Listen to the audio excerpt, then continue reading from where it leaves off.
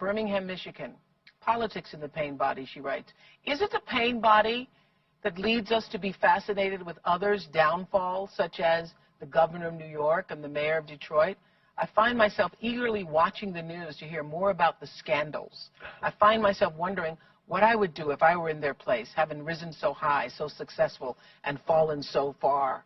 That's Mary in Birmingham, Michigan. Is that our pain body that loves to hear bad things about other people? The tabloids? Yes, hearing... Even watching the news, things that are true, scandals. Loving bad news. Yes, loving bad news. Is also of the pain body. And so there are some publications actually thrive on emotional negativity. They actually, they sell a negative emotion. Some newspapers do it in their headlines. And because they have realized the more negative their headlines are, the more papers they sell. Yeah, you were saying the British press... They love it. Love it, yes. And we do too now in our country. Yeah. Yeah, more and more tabloid newspapers, tabloid magazines, following the lives of famous people. People love to see famous people fail, yes, fall. Yes. And that's our pain body? Yes, whenever you see in that negativity, the enjoyment of negativity in whatever form, or the enjoyment of negative events, the enjoyment of negative things happening to people, the enjoyment of your own negative thinking, all that is the pain body. It loves pain. It lives on it. And loves drama. It seeks drama. Is part of that pain, yes. Yes. Yes. Yes. That story you told about going into the restaurant. Oh, yes. Yeah. Oh, my gosh. Going into the restaurant, and this guy is all disrupted. Wow.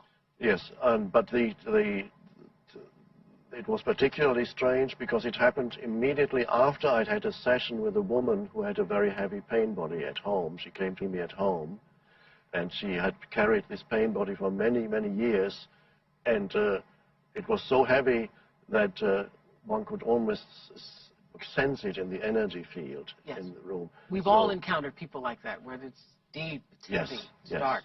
Yes. So I had been doing work with her, and suddenly she became conscious. She was able to separate, suddenly for the first time in her life, she was able to separate herself from the pain body, and there was an awareness that realized she was carrying this heavy pain body inside. That was a great liberation for her. And she went off and said, "Oh, it's wonderful, thank you so much." And that was the beginning of a change in her. And after this session with the woman, I went off to the restaurant. And I felt I was so happy that the pain body had left her, not left her permanently, but the awareness had come in. And then in the restaurant, I encountered a man in a wheelchair at a table nearby, who had just finished his meal, and then I could feel the negative emotion in him building up, becoming stronger and stronger and stronger, and suddenly he started shouting and screaming. And I realized, I had a suspicion that the pain body, the universal pain body, because every personal pain body is an expression of the one human universal pain body, that the pain body had come back there and to tell me, I'm still here. You thought you got rid of me, but I'm still here. So the pain body got into the person who had the most negativity inside. Because the person with the most negativity would have drawn it that. in, yes. But did you, at the end of this incident in the book that you write about, and the restaurant owner says, did you do all this? Did you cause this? See, the restaurant owner must have had some intuition that there was some connection between you sitting in the restaurant and all this disruption. And so the answer is, did you? Did the pain body follow you into the restaurant? I never knew the answer. It occurred to me that that might have happened. All it means is that the energy that was so heavy, the room, my place where she had come to see me was so heavy with that energy when I left.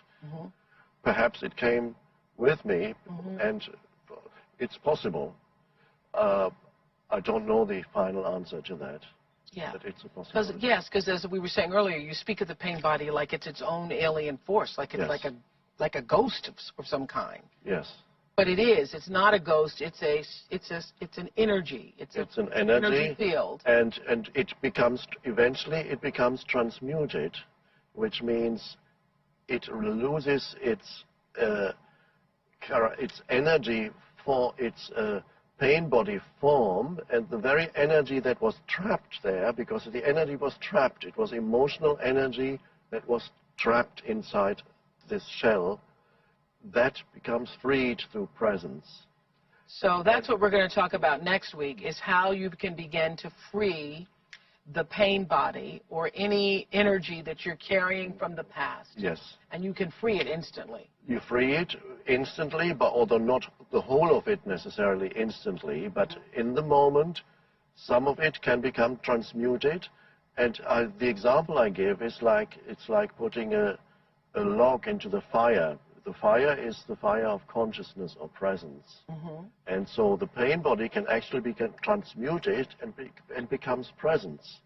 We'll talk about that next week. Before we say goodbye, though,